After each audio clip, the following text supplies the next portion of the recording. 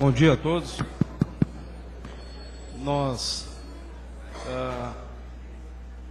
Este é o último Grand Round do ano e nós convidamos para encerrar as atividades do Grand Round desse ano o professor Adib Jatene, conhecido de todos nós, professor da Faculdade de Medicina da USP, ex-ministro da Saúde, autor da CPMF, e que ultimamente tem se envolvido muito mais com essas questões médicas, dando essa visão histórica, panorâmica, um homem de visão como ele especialmente nesse momento em que ele foi agraciado com uma comenda no Conselho Federal de Medicina, como um dos principais médicos e médicos mais importantes da história médica brasileira.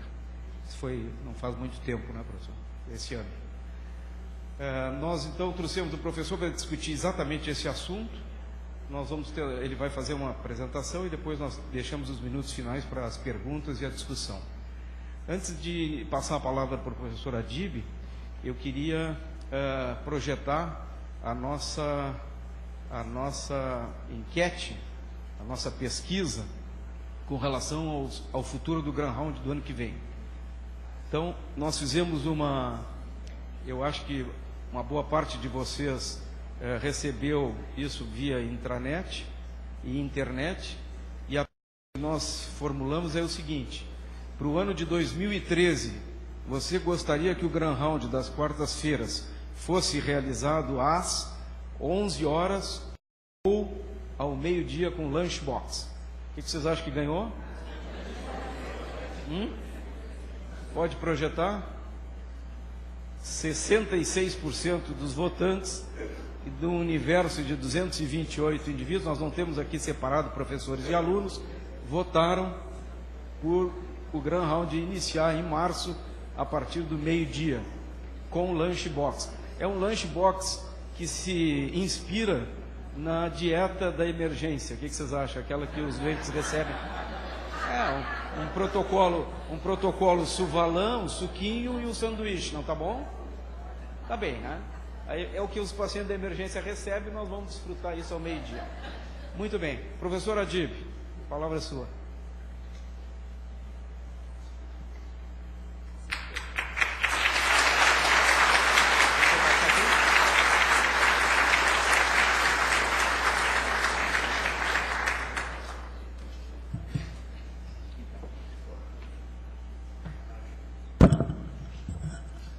Muito bom dia a todos. Mais uma vez eu sou agraciado com a oportunidade de falar aqui na Faculdade de Medicina de Porto Alegre.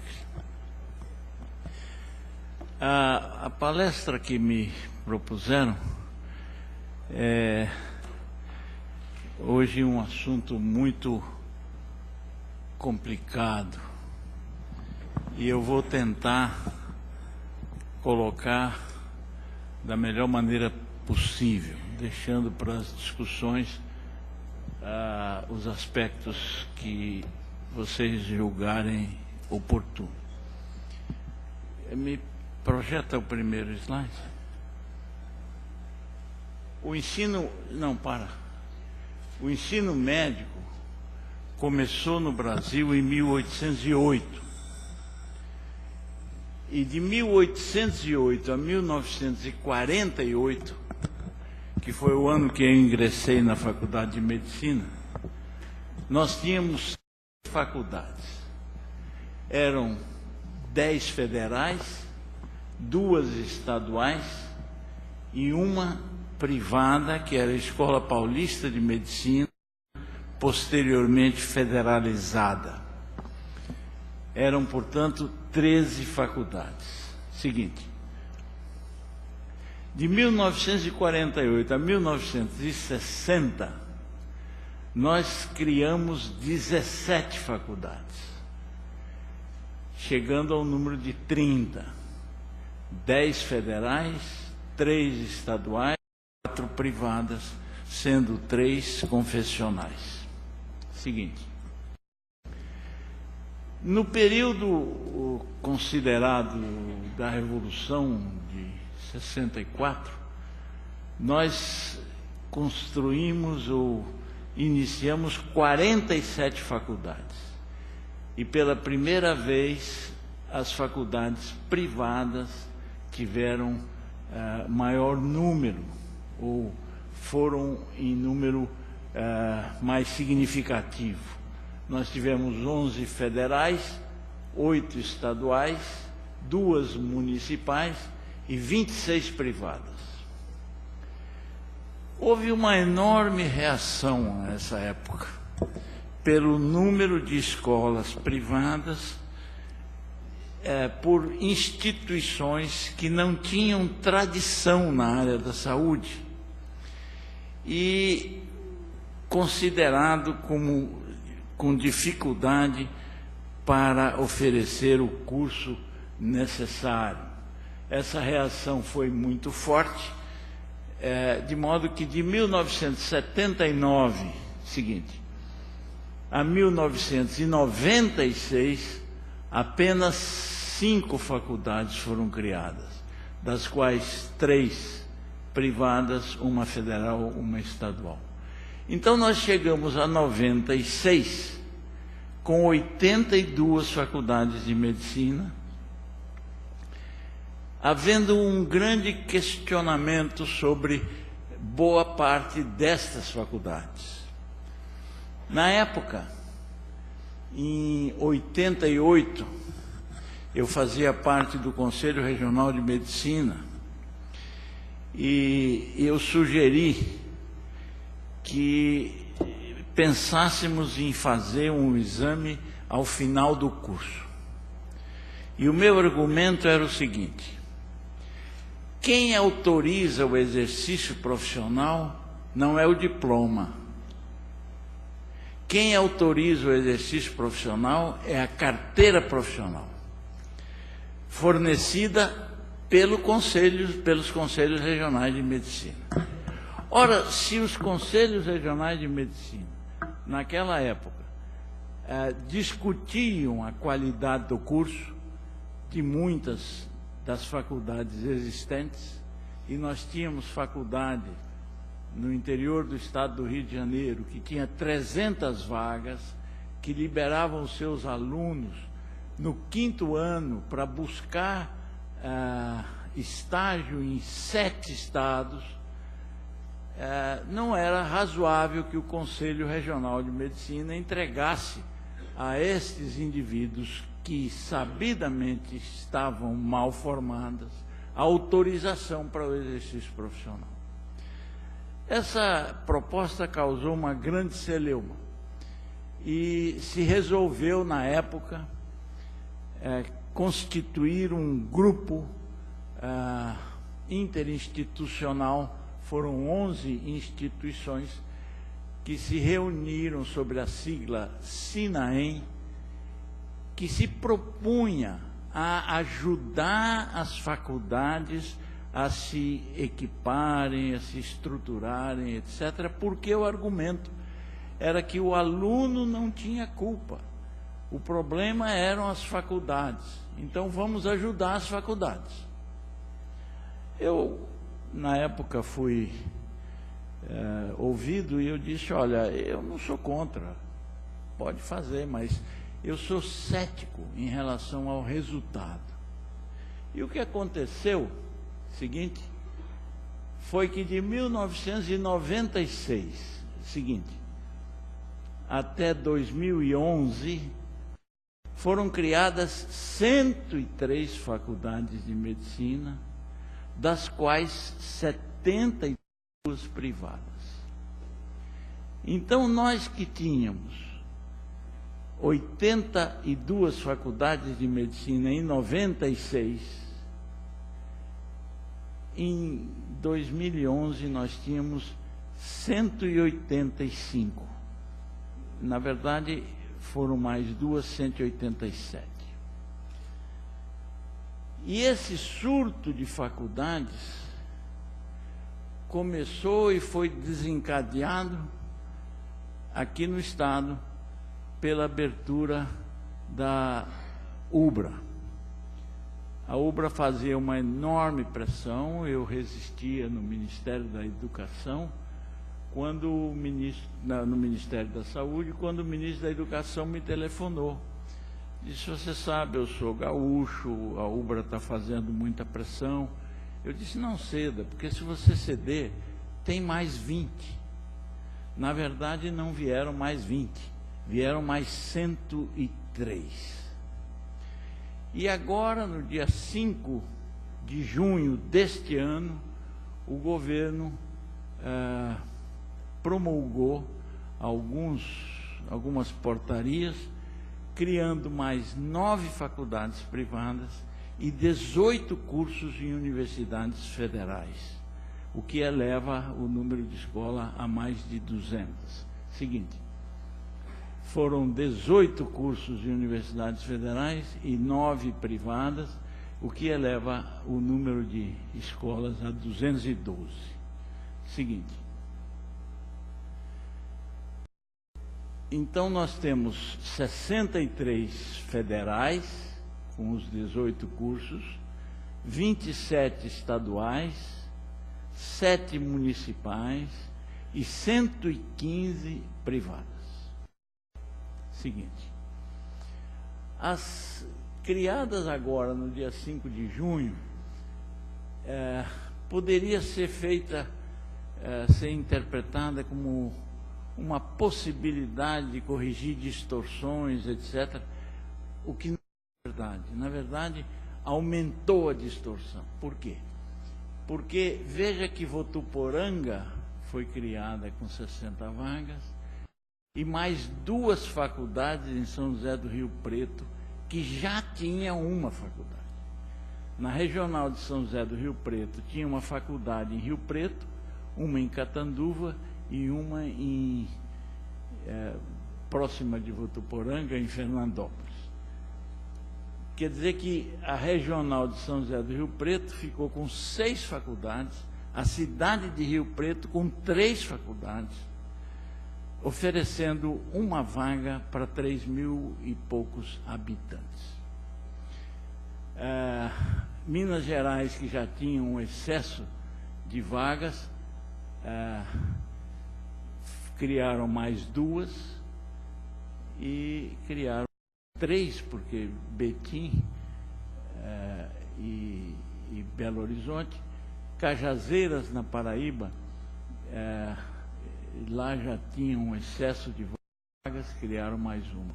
Seguinte, e os 18 cursos das federais, para que vocês tenham uma ideia, foram criadas nessas cidades: em Coari, no Amazonas, em Imperatriz, no Maranhão, em Pinheiro, no Maranhão, em Parnaíba, no Piauí, em Caruaru, em Pernambuco, Arapiraca, em Alagoas, Caicó, no Rio Grande do Norte, Paulo Afonso, São Luís, na Bahia. Seguinte,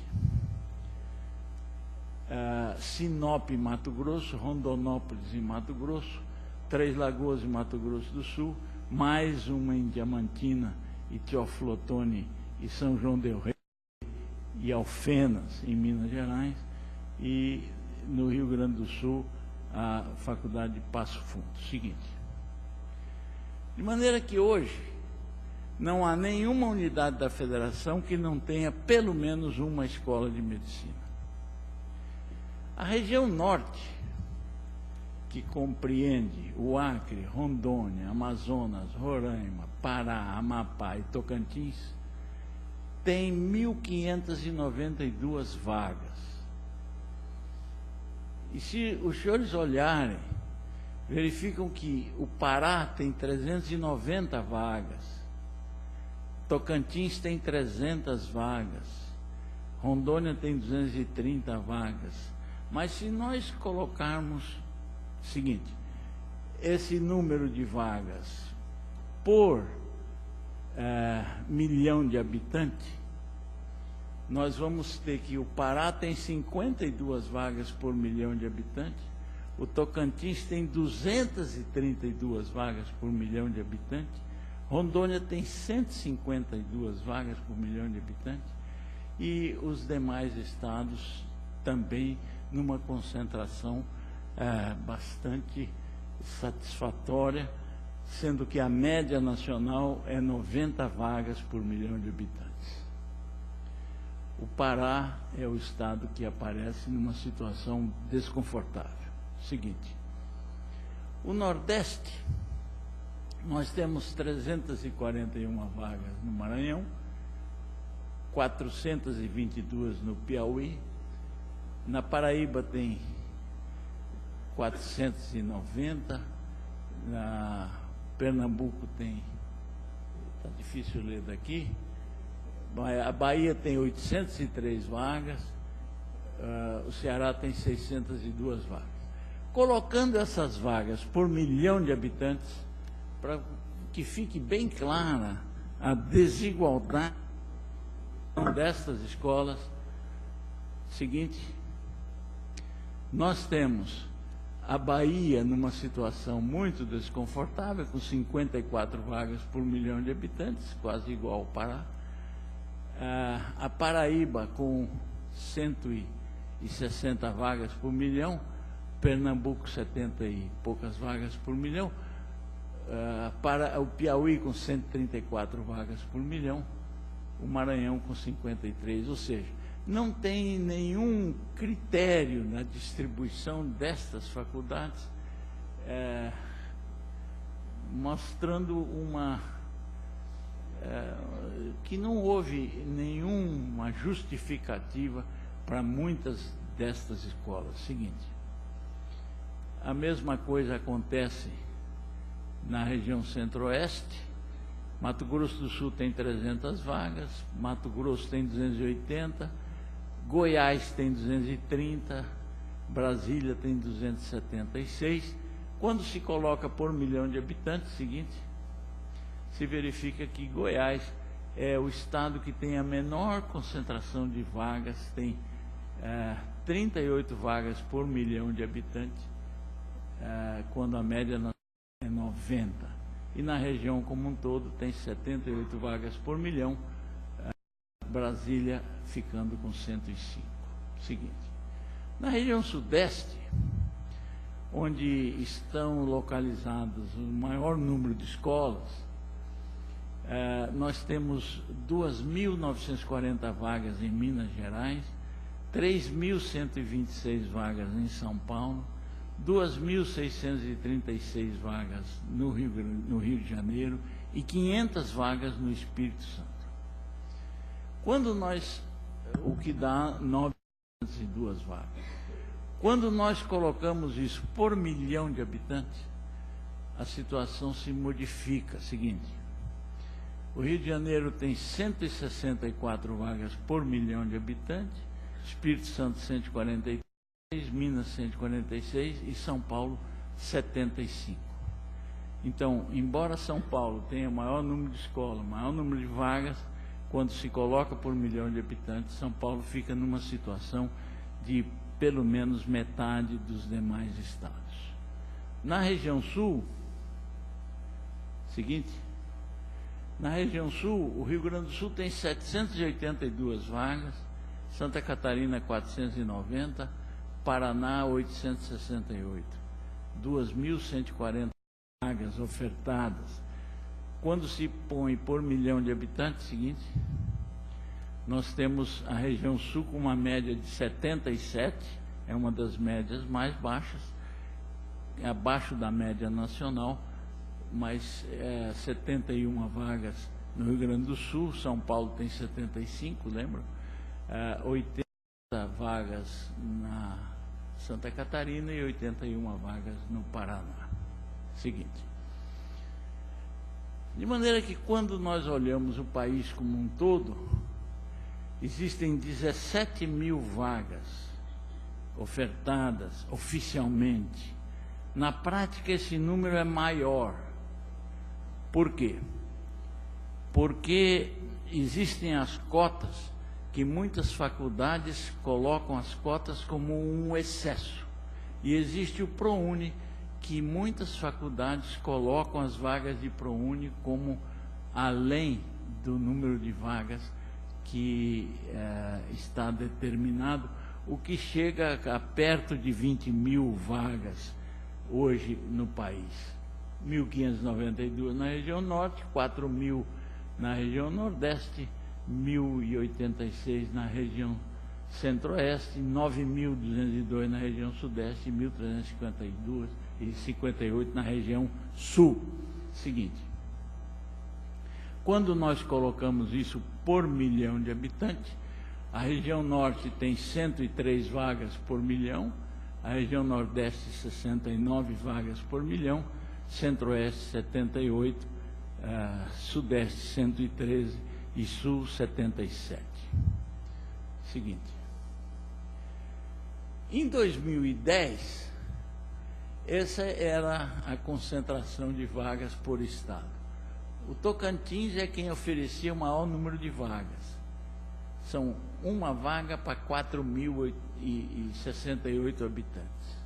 Segundo lugar, Espírito Santo oferecia uma vaga para 7.000, a Paraíba oferecia uma vaga para 7.000, Rio de Janeiro uma vaga para 7.000, Minas Gerais uma vaga para 7.000, Rondônia uma vaga para 9.000, Distrito Federal uma vaga para 9.000.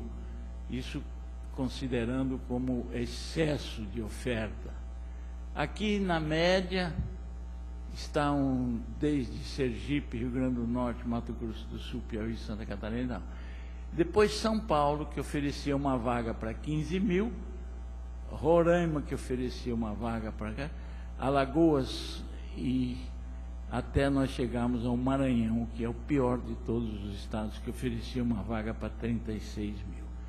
Com estas vagas criadas recentemente, neste ano, nós modificamos um pouco essa estrutura. Seguinte, e Minas Gerais passou a ser o segundo estado que oferece o maior número de vagas, uma vaga para 6.000, Espírito Santo 7.000, e assim por diante, até São Paulo, que continua com uma vaga para 13.000 habitantes, mas ainda ficamos com Alagoas, Bahia, uma vaga para 17.000, Maranhão uma vaga para 19.000, Goiás uma vaga para 20.000 e Maranhão uma vaga para 19.000, Pará uma vaga para 19.000. Seguinte, em São Paulo, o estado, eu fiz um levantamento por regional. São Paulo está dividido em 15 regionais. A regional da Grande São Paulo tem 10 faculdades, oferece uma vaga para 20.000 habitantes. A regional de Campinas tem 4 faculdades na regional, oferece uma vaga para 18.000 habitantes. A regional de Ribeirão Preto oferece uma vaga para 3.000 habitantes. A regional de São José do Rio Preto oferece uma vaga para 3.300 habitantes. Já a regional de São José dos Campos, que tem 2.300.000 habitantes, oferece uma vaga para 28.000 habitantes. Tem apenas uma faculdade. De maneira que, com esses números, fica demonstrado que a distribuição das faculdades no território nacional não tem nenhum critério defensável. Foram abertas por influências de várias ordens políticas, econômicas, etc. O problema é aonde esses formandos vão trabalhar e como eles se distribuem no território nacional. Seguinte, a clientela do sistema de saúde, eu acompanho isso desde que eu ingressei na faculdade em 1948. Seguinte, então eu divido em 3 períodos. Em 1948 a 1960, nós tínhamos 3 tipos de clientes. Nós tínhamos os indigentes, o previdenciário e o privado. E o privado era privado, quer dizer, o indivíduo vendia patrimônio para pagar médico e hospital.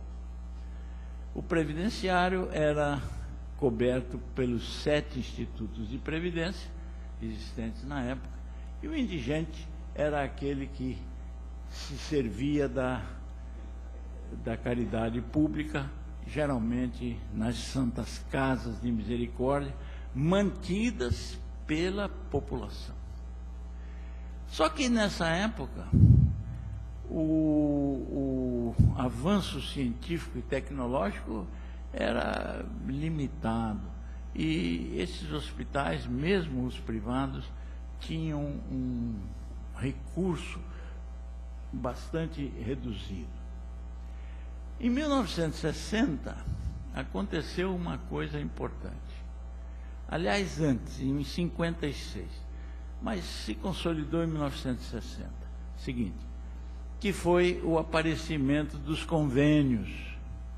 Primeiro como medicina de grupo, contra a qual a Associação Médica Brasileira reagiu fortemente e resultou na criação das Unimedes e os vários tipos de convênio que nós conhecemos. Ainda existia o privado, o previdenciário era um contingente importante, só que em 66 todos os institutos de previdência foram fundidos num só, o Instituto Nacional da Previdência Social, com dois ramos, o INAMPS, que era o Instituto Nacional de Assistência Médica da Previdência Social, e o INSS, para benefícios e aposentadoria.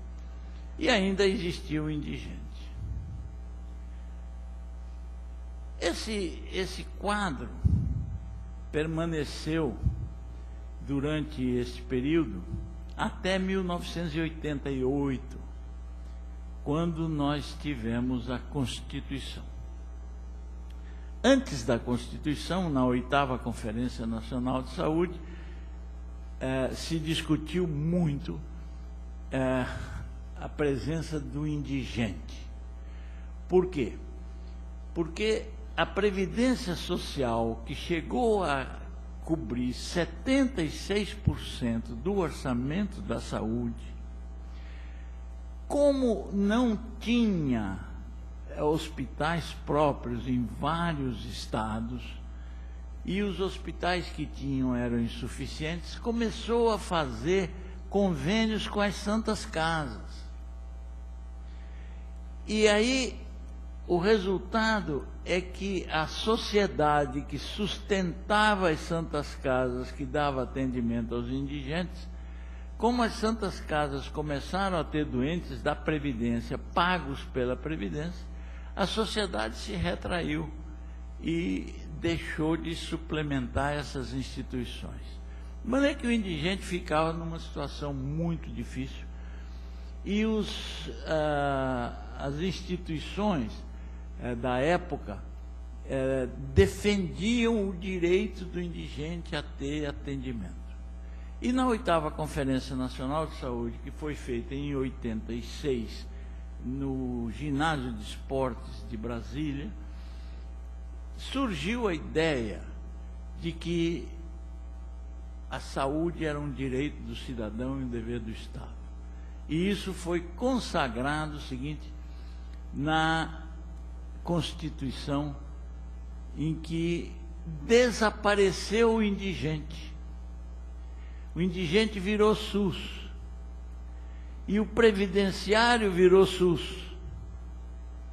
Então isso significou um aumento grande na clientela a ser atendida pelo governo, num momento em que a Previdência Social retirou a sua participação na sustentação do sistema. Essa foi a grande crise do financiamento que nós tivemos.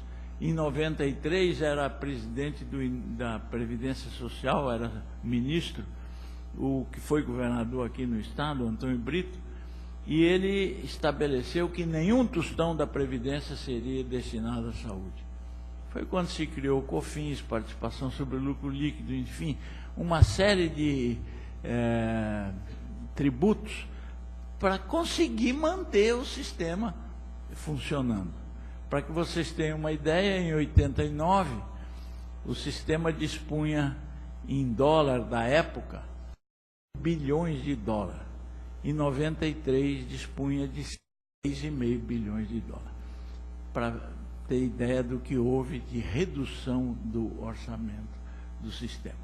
O privado praticamente começou a desaparecer e os convênios assumiram uma posição de maior importância, inclusive com medicina de grupo, Unimedes, Seguro-Saúde, etc. Entraram os bancos financiando e fortaleceu muito esse sistema de convênios. E a partir daí, nós criamos um grupo de hospitais que não atende SUS, só atendem convênios. Seguinte, o SUS, em 2010, teve uma produção fantástica, foram 3 bilhões e 600 milhões de procedimentos. Na atenção básica, 1 bilhão e 600, na atenção de maior complexidade, 2 bilhões, nas ações de vigilância à saúde, 536 milhões, 1,5 bilhão de consultas, vacinas, internações, 11,7 milhões de internação, exames bioquímicos, etc. Só que esse atendimento, que em números globais parece fantástico, na verdade não atende a população como um todo. Seguinte, para que vocês tenham uma ideia clara do que isso significa, vejam que esses países que têm sistemas públicos amplos, parecidos com o nosso, é interessante mostrar que o país mais populoso desse grupo é a Alemanha, tem 84 milhões, o Canadá tem 20 e poucos milhões, a Suécia tem 7 milhões, a Austrália tem 22 milhões, o Reino Unido tem 50 e poucos milhões, nós temos 200 milhões. Então, não tem nenhum país que se dispôs, com uma população acima de 100 milhões de habitantes, a oferecer um sistema público ampliado. Mas esses países gastavam, em 1960, esses valores que estão aqui. Já em 1990, a Alemanha perto de 2 bilhões, o Canadá mais de 2 bilhões, Suécia, Austrália, Reino Unido 1 bilhão e 100. Em 98, já estavam com 2.400 dólares per capita ano, o Canadá 2.250, e em 2006 a Alemanha gastava 3.250 per capita ano, dólar, o Canadá 3.419, a Suécia 3.012, hoje esses países gastam perto de 4.000 dólares per capita ano, os Estados Unidos gastam mais de 7.000 dólares per capita. Nós gastamos, em 2006, 755 dólares per capita ano, considerando público e privado. Ou seja, nós estávamos em 2006 gastando o que esses países gastavam mais ou menos em 1964, quando não existia toda esta moderna tecnologia. Seguinte, com uma agravante, esses países gastam muito mais no setor público do que no setor privado. Vejam que, por exemplo, um país como a França gasta grande parte do seu orçamento no setor público, só esta parte no setor privado. Nós somos o único país que gastamos mais no setor privado que no setor público. Então, nós gastamos pouco e gastamos mais no setor privado do que no setor público. Seguinte, colocando isso em números, vejam, a Alemanha gasta em 2006 3.250 dólares per capita ano, 77% no setor público e no privado. A Inglaterra, o Reino Unido gasta 2.596 dólares per capita ano, 87% no setor público, 12% no setor privado. nós gastamos 755 dólares per capita ano, 44% no setor público e 55% no setor privado. Se nós gastássemos o percentual que gastam estes países, nós devíamos ter de orçamento 617 bilhões para gastar o que gasta a Alemanha, 649 bilhões para gastar o que gasta o Canadá e assim por diante. E nós gastamos 143 bilhões de dólares. Seguinte. Em reais, nós gastamos no setor público 127 bilhões, no setor privado 147 bilhões, o que dá 270 bilhões de reais, e o que significa 793 reais per capita no setor público, 2.600 no setor privado, ou 440 dólares per capita no setor público, contra 1.440 no setor privado. Eu tenho dito que adianta pouco nós aumentarmos 2, 3, 5, 10 bilhões, nós precisamos dobrar o gasto público. Se nós dobrarmos o gasto público, é o seguinte, nós vamos ter 254 bilhões no setor público e 143 bilhões no setor privado. Isso daria 880 dólares per capita no setor público e 1.440 dólares per capita no setor privado.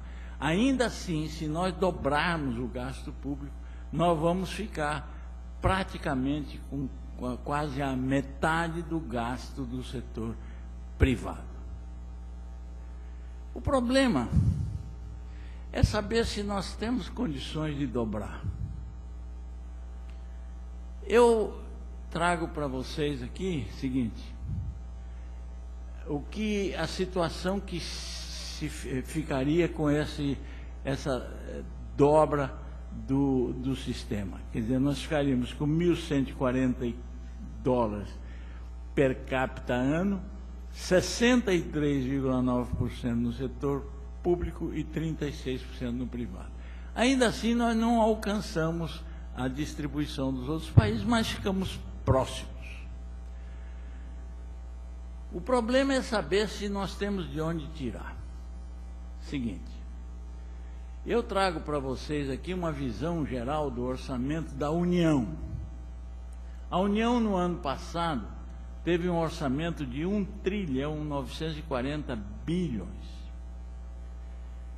89,57%, praticamente 90% do orçamento, são compromissos que não podem deixar de ser cumpridos. Ficamos para despesas discricionárias com 10% do orçamento. Seguinte, o serviço da dívida, juros e encargos da dívida, demais despesas financeiras e amortização da dívida, nos roubam 53% do orçamento. 53% do orçamento. A transferência para estados e municípios leva a 8,38%, 162 bilhões. Pessoal e encargos, 9,5%, 184 bilhões. Aqui, mais ou menos um terço disso é pessoal da área da educação. Os gastos com esse hospital, com o pessoal, os gastos com as faculdades federais, está tudo incluído aqui. Aqui também está o pessoal da saúde, que é mais ou menos um sexto desse gasto. Em seguida, nós temos Previdência e Assistência Social, que gastou, no ano passado, 332 bilhões. Este gasto não é gasto do governo, isso não é dinheiro do governo, isso é dinheiro dos aposentados e dos pensionistas, que o governo se pôs a arrecadar e administrar, mas ele não pode usar esse dinheiro.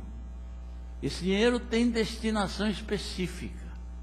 No começo, antes da Constituinte, antes de 90, quando nós tínhamos poucos aposentados, o governo usou esse dinheiro. E com esse dinheiro ele construiu os grandes hospitais do Rio de Janeiro, o Hospital do Servidor do Estado, o Hospital da Lagoa, o Hospital do Ipanema, o hospital, que eram os grandes hospitais do Rio de Janeiro. O Rio de Janeiro chegou a ter 62% dos seus leitos públicos, porque o governo usava o dinheiro dos aposentados que não existiam, porque nós começamos o nosso desenvolvimento na década de 50, quando cresceu muito o número de empregados e houve a urbanização, uma urbanização completamente equivocada, que pôs grandes massas da população vivendo onde os profissionais que ela necessita não aceitavam morar. Só que a partir de 1990 começou a crescer o número de aposentados. Então o que a Previdência arrecadava não pode mais ser destinada para a saúde. E precisou ficar integralmente na residência, na Previdência, e hoje nós estamos sabendo que mesmo com este recurso todo, a Previdência tem déficit. Para os 900 mil funcionários públicos aposentados, o déficit é de 50 e poucos bilhões. E para os 24 milhões de aposentados no sistema comum da Previdência, o déficit é de 40 bilhões. De maneira que o governo não pode mais usar esse recurso, e isso é que causou o grande problema. O que ele tem para usar é aqui, 208 bilhões são as despesas discricionárias. E aqui a saúde tem a maior parte. Seguinte, vocês vejam, nós temos 30% desse bolo, a educação fica com 13% a mais, além dos funcionários pagos no outro item, o Bolsa Família com 6,9%, o PAC com 22,4%, e os demais 36 ministérios com 27,6%. Então não tem de onde tirar. O governo tem que enfrentar essa realidade. Quer dizer, no sistema tributário atual, não tem de onde tirar. Seguinte, eu trago aqui para vocês essas duas imagens. Essa é a Catedral de Notre-Dame de Paris, foi construída em 1200. E essa é a Torre Eiffel, que foi construída em 1889, para comemorar 100 anos da Revolução Francesa. Seguinte, a França, em 1890, na época da Torre Eiffel, tinha 33 milhões de habitantes. Hoje tem 63 milhões de habitantes. Cresceu 190%. O Brasil não tinha 10 milhões de habitantes, hoje tem 195, perto de 200 milhões. O estado de São Paulo tinha pouco mais de 1 milhão, hoje tem 41 milhões. E o município de São Paulo tinha 65 mil habitantes, na época em que a Torre Eiffel foi construída. Hoje tem 11 milhões de habitantes. Então, não há termo de comparação entre os gastos que os países do primeiro mundo fazem com os gastos que nós precisamos fazer. Porque esses países, em 1890, já eram países importantes, tinham colônias que drenaram a riqueza do planeta. Os países da Europa drenaram a riqueza do planeta. E os países que fizeram o desenvolvimento tecnológico, Estados Unidos, dominaram todo o cenário da tecnologia durante muitos e muitos anos. Por isso, a nossa situação é muito peculiar e não faz nenhum sentido comparar com esses outros países. Seguinte, aqui é a mancha do que era São Paulo em 1914. São Paulo, sabe, e em 1914 nós tínhamos pouco mais de 100 mil habitantes, hoje nós temos 11 milhões de habitantes. Seguinte. Agora, a distribuição dos médicos no país. A região norte tem um médico para 1.345 habitantes. A região nordeste, um médico para 1.060 habitantes. A região centro-oeste, um médico para 640 mil habitantes, que é a mesma da região sudeste. E a região sul, um médico para 455 habitantes.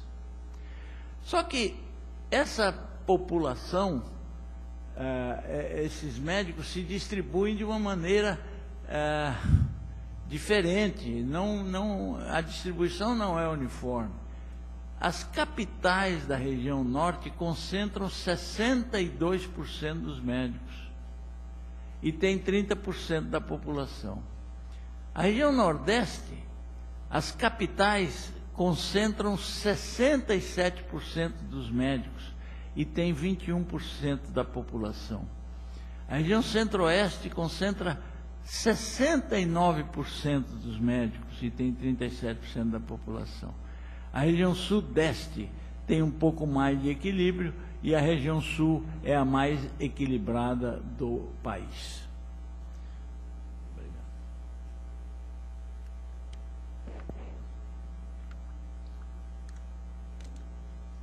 Seguinte.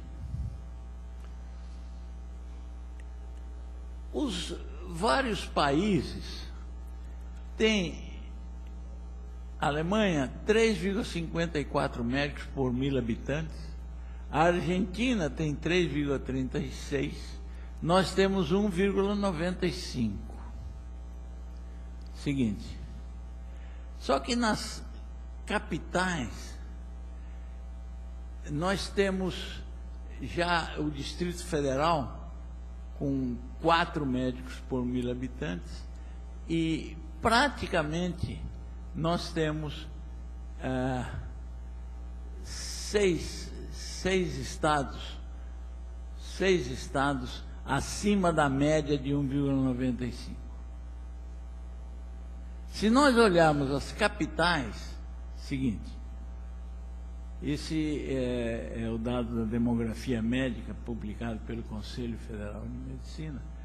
Nós temos Vitória no Espírito Santo, que é o recordista, tem 10 médicos por 1.000 habitantes.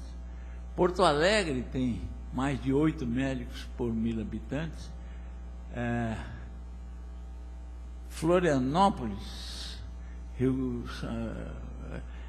de maneira que nós temos apenas 6 capitais que têm menos de 1,95 médicos por 1.000 habitantes.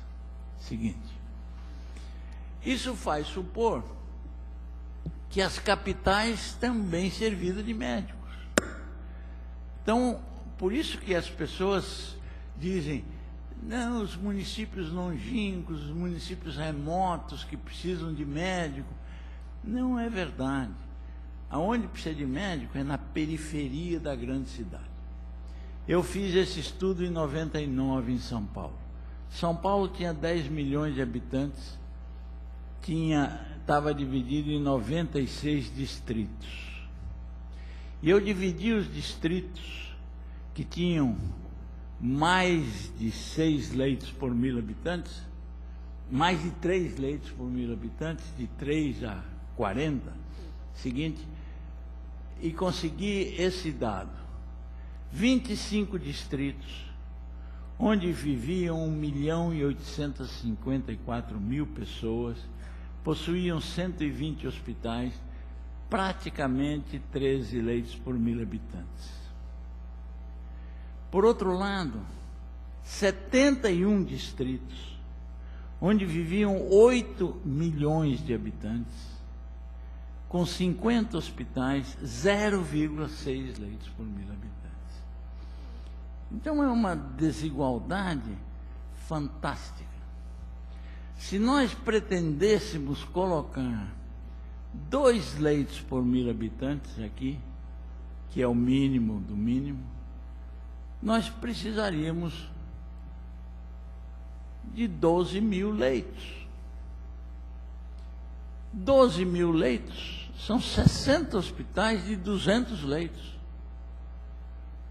Nos últimos 12 anos se construiu em São Paulo 2 hospitais nessa região.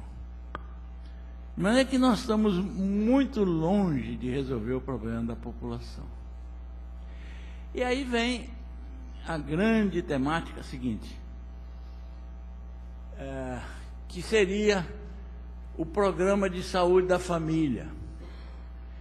A capital de São Paulo possui 2.400 equipes, precisa de 2.400 equipes.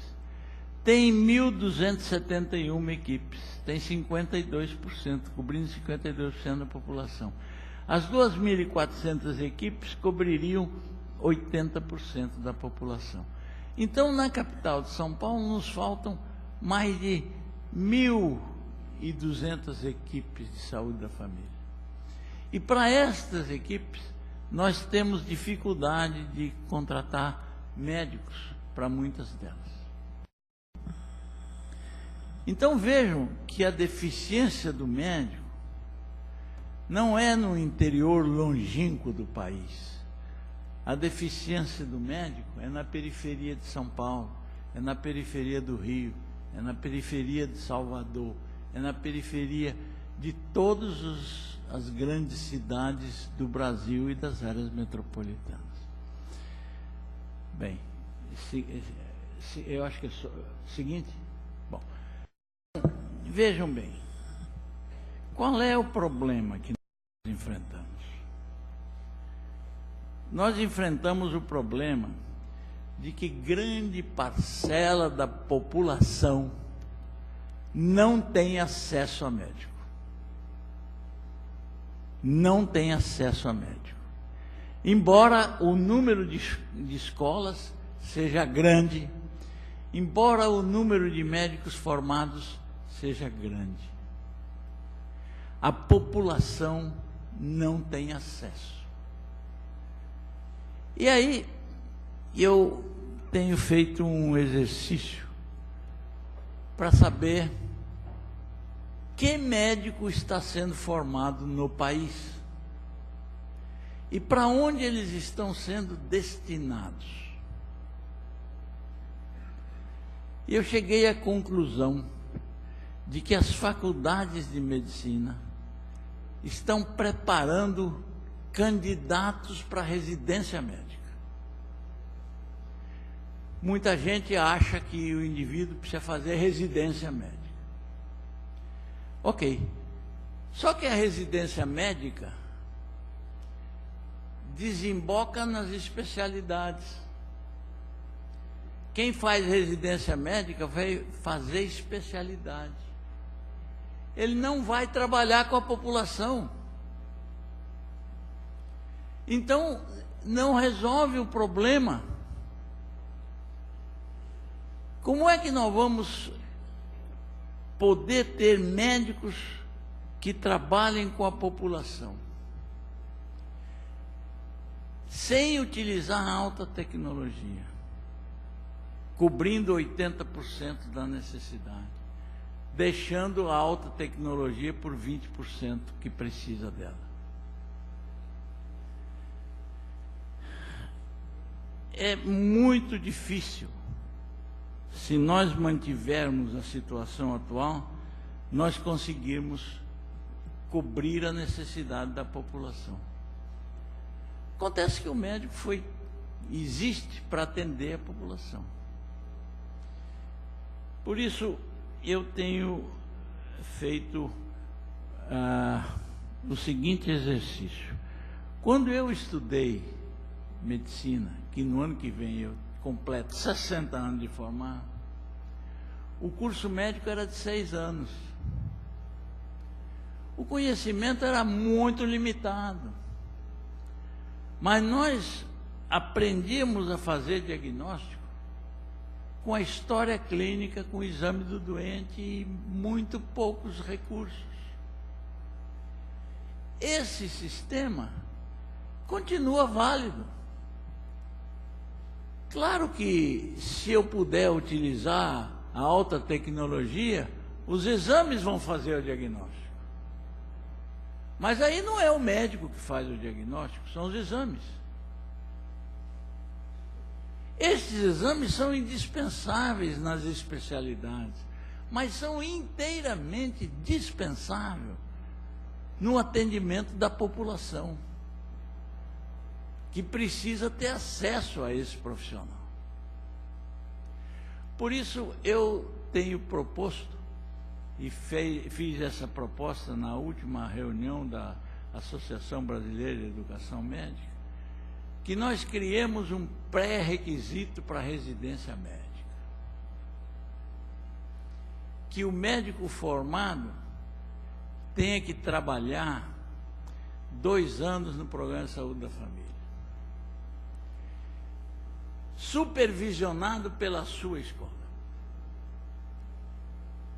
Então, aí nós teríamos claro o que a escola vai preparar, que médico ela vai preparar. Ela não vai preparar especialistas precoces, que vão buscar residência para consolidar a especialidade.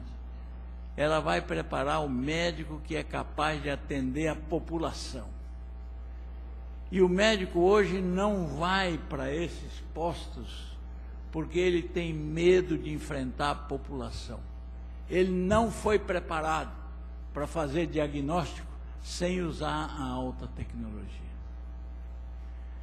Se nós conseguirmos fazer isso, nós vamos aumentar 2 anos.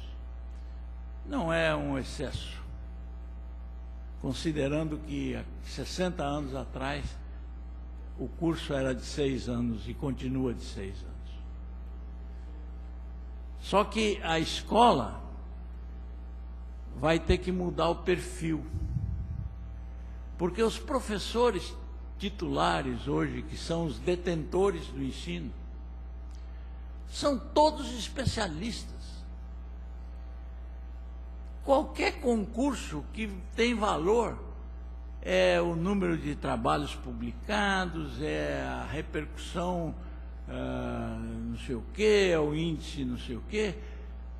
De maneira que o médico que realmente ensina medicina para os alunos, ensina semiologia, esse não tem oportunidade.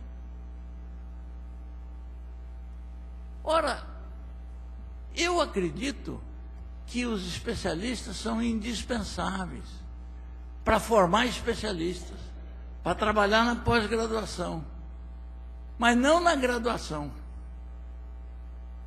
Eu vou dar um exemplo para que vocês entendam o que eu estou dizendo. Eu não devo ensinar, por exemplo, tetralogia de Fallot para o aluno. Não faz sentido, porque um cardiologista fica 2, 3 anos no consultório e não vê um doente de tetralogia de Fallot. Eu vou ensinar tetralogia de Fallot para o aluno. Eu devo ensinar para o aluno que tem cardiopatia congênita cianótica, de 2 tipos, com isquemia do pulmão e com congestão do pulmão. Com isquemia do pulmão, quando fecha o canal arterial, piora. E eu não posso dar cardiotônico.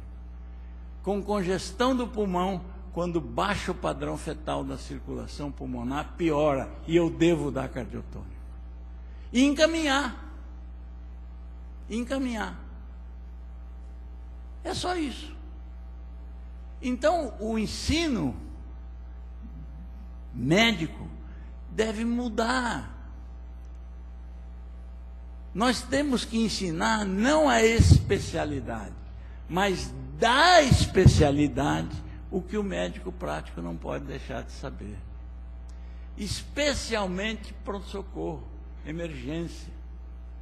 Tem muito médico sendo formado nesse país que não teve nenhum treinamento em emergência. Ora, não pode exercer.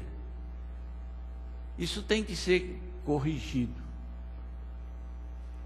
Se isso for feito, os nossos especialistas no futuro vão ter uma consciência social que eles não têm hoje.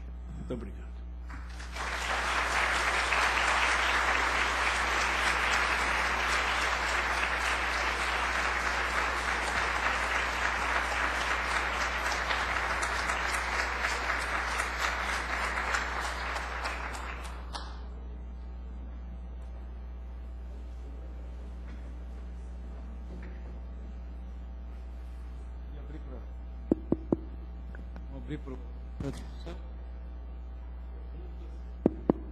Tá ruim?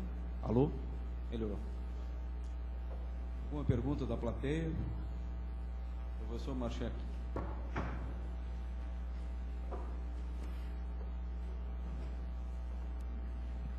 Eu me formei aqui na URGS em 1969, na mesma faculdade que se formou meu pai, que se formou a minha mãe, e tenho 2 filhos formados aqui nessa faculdade. Eu, em 1970, fui para a USP, fazer a minha residência lá. E comecei a conhecer o professor Adib Jatene.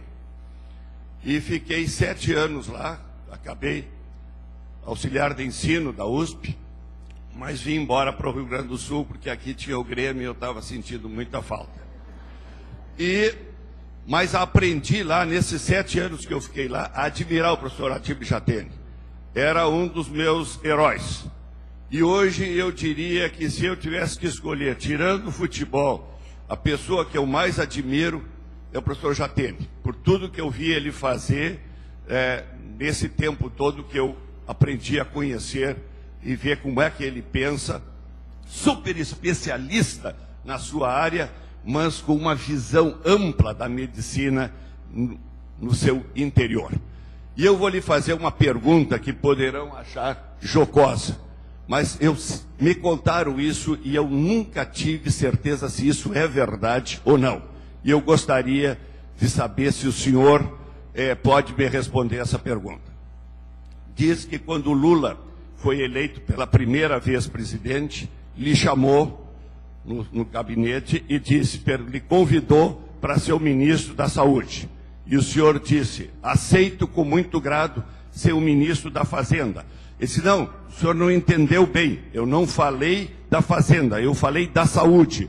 E o senhor repetiu: eu quero lhe dizer que eu aceito ser o ministro da Fazenda. E ele disse: não, eu já tenho até um médico ministro da Fazenda, o Palocci. Ele disse assim: da Saúde eu não aceito, porque só sendo ministro da Fazenda eu posso resolver o problema da saúde do Brasil. É verdade ou não? É meia verdade. É meia verdade, porque isso foi uma conversa não oficial, numa reunião, numa exposição em Ribeirão Preto, em que ele estava acompanhado de uma série de gente, e ele me bateu no peito e disse: esse vai ser meu ministro da Saúde. Eu disse: eu não aceito, eu só aceito o Ministério da Fazenda. De maneira que foi isso, mas não foi nada oficial.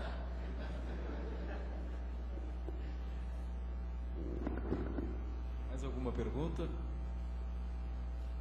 Eu tinha uma pergunta para fazer para o senhor.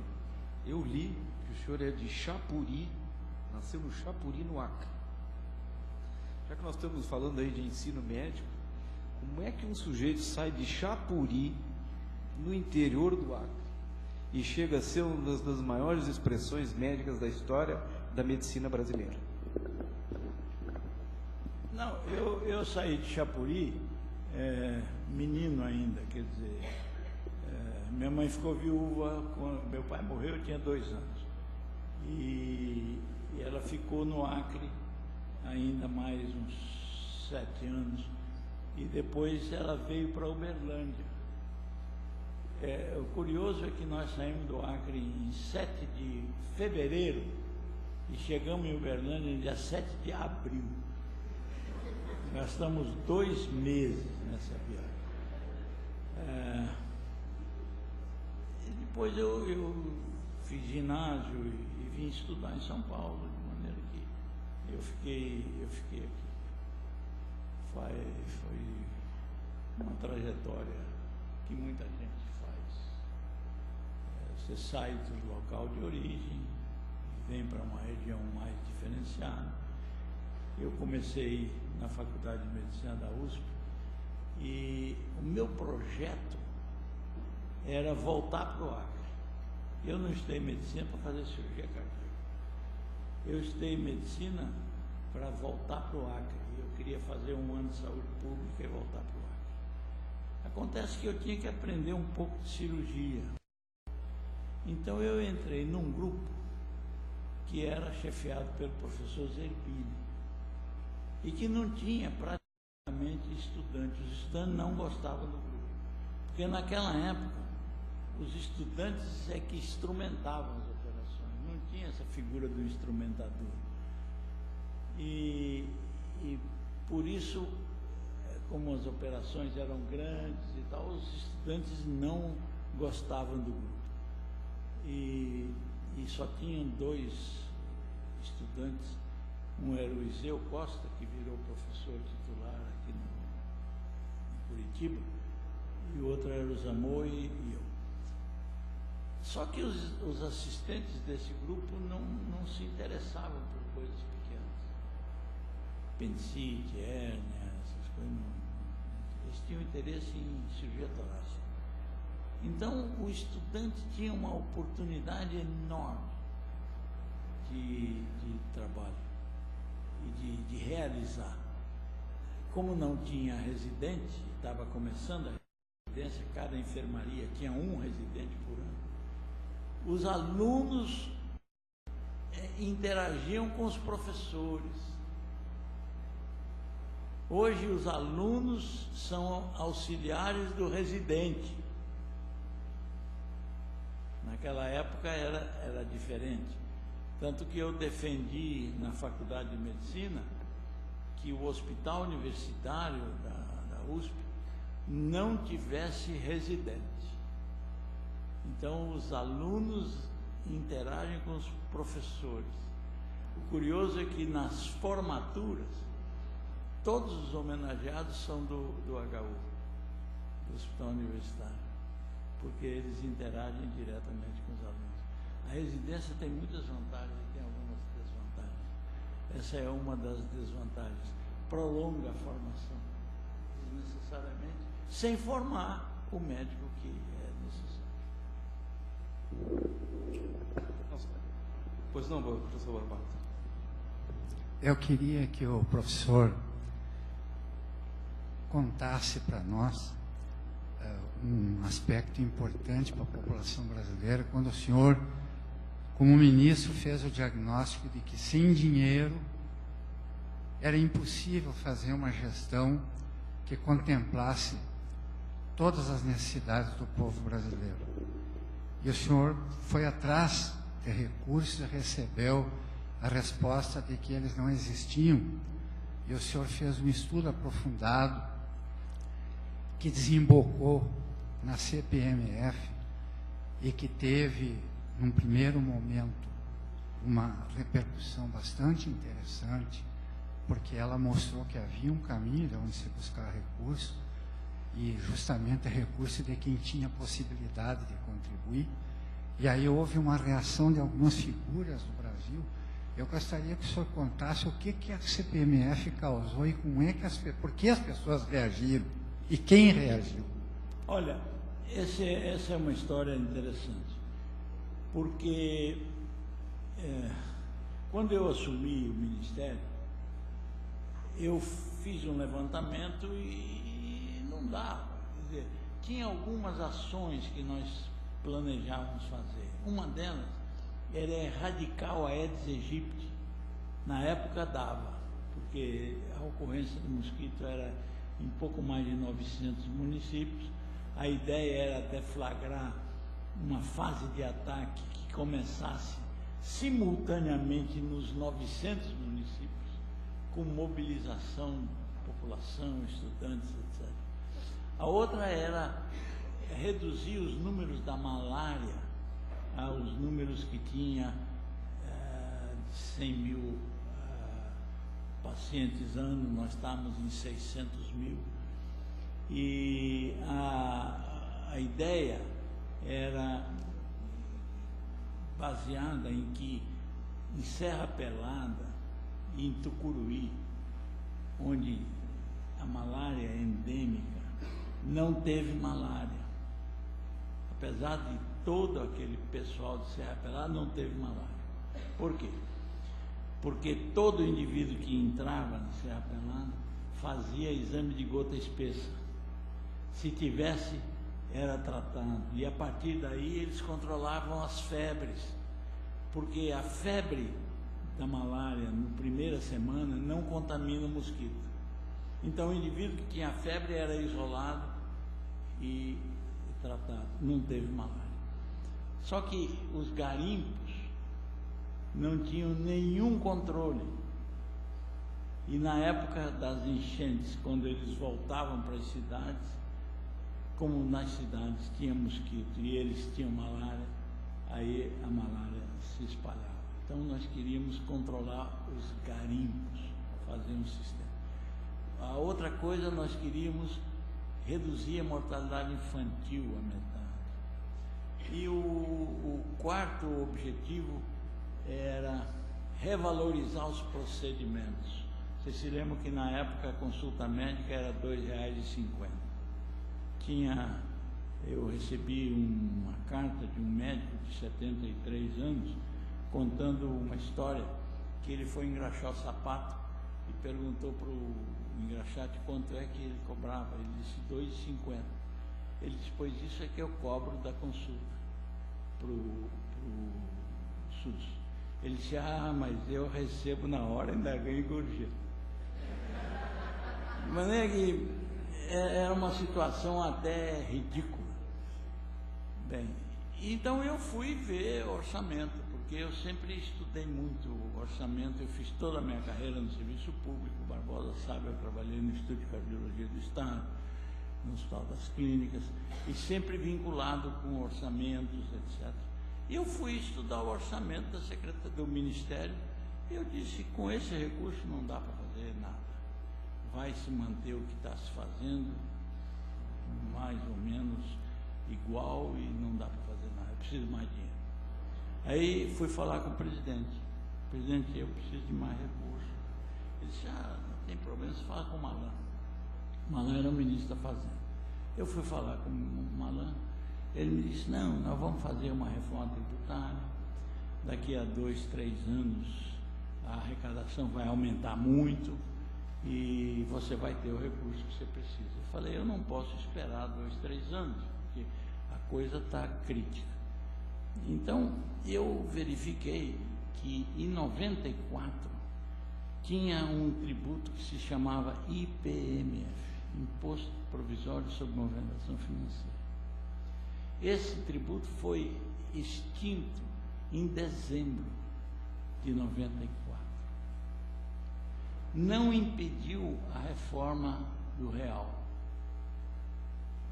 E quando ele foi extinto, não aconteceu nada, ninguém percebeu. Eu disse, vamos pegar esse tributo e transformar, em vez de imposto, em contribuição, para poder vincular e não ter anuidade, porque o imposto tem anuidade, você aprova num ano, só funciona no ano seguinte. Aí fui falar com o presidente. Falei, presidente, olha, não tem de onde tirar, mas eu estou pretendendo criar um novo tributo e ressuscitar o IPMF como contribuição. Ele disse, você não vai conseguir. O Congresso não vai concordar. Eu disse, ok, mas e se eu conseguir? O senhor me garante que ninguém mexe no meu orçamento? Aí disse, isso eu te garanto. Eu acho que ele achava que eu não ia conseguir.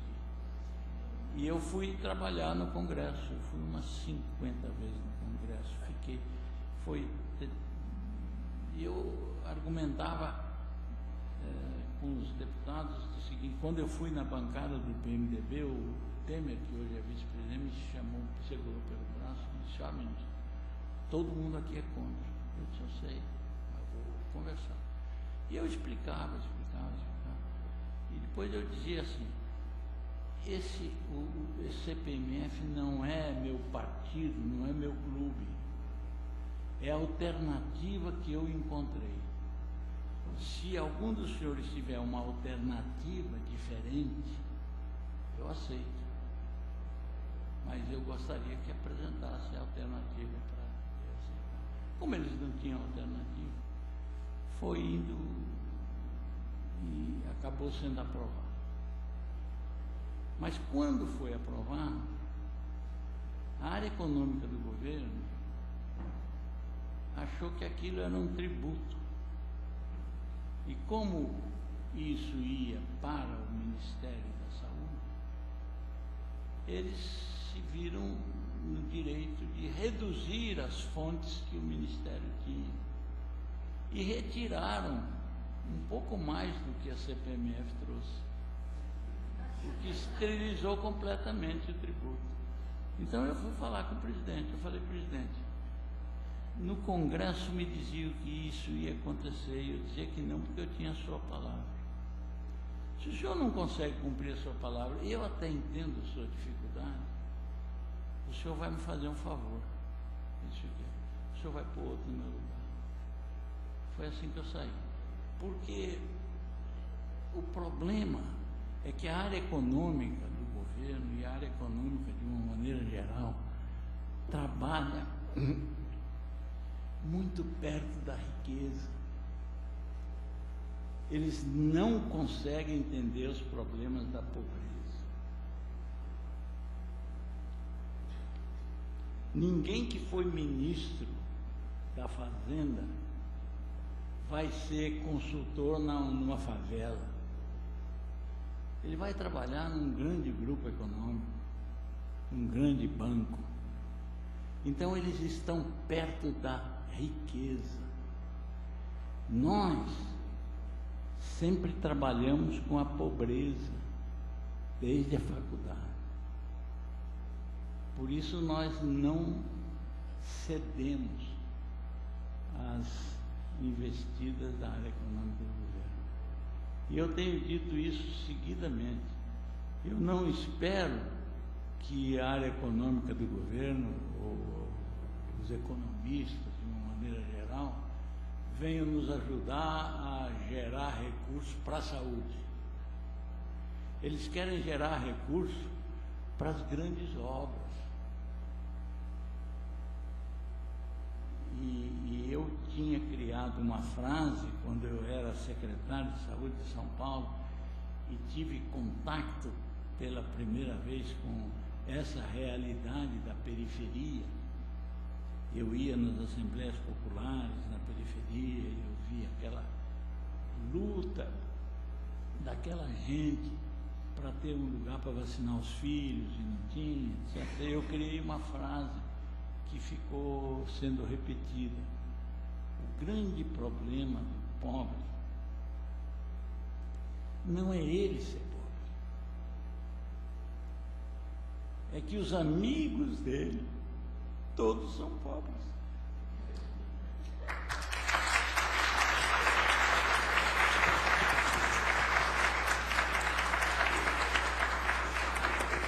Ele não tem amigo que fala com quem decide, ele não tem amigo que marca uma audiência, ele não tem amigo que ajuda a fazer um planejamento, que negocia um financiamento. Agora, os que têm os amigos que estão no governo, eles levam a maior parte do orçamento. E nem sempre para fazer as coisas necessárias. Esse é o nosso problema. Essa semana o ministro Aires Brito foi perguntado sobre o que aconteceu no Supremo Tribunal, que tivemos essa discussão jurídica nacional que transformou o Supremo Tribunal. E ele respondeu dizendo que isso se chama transformação, mas que a transformação é uma porta que se abre por dentro. E eu acho que trazer o professor Adib Jatene com essa consciência social, com essa ideia que ele nos deu, essa visão panorâmica da questão da saúde, é iniciar nesta universidade, neste hospital, a transformação dos dias futuros. Eu queria agradecer, em meu nome, professor Edith, em nome do professor Sérgio Pinto Ribeiro. Nós estamos encerrando esse ano. Muito obrigado pela sua participação e até o ano de 2013. Feliz Natal para todos.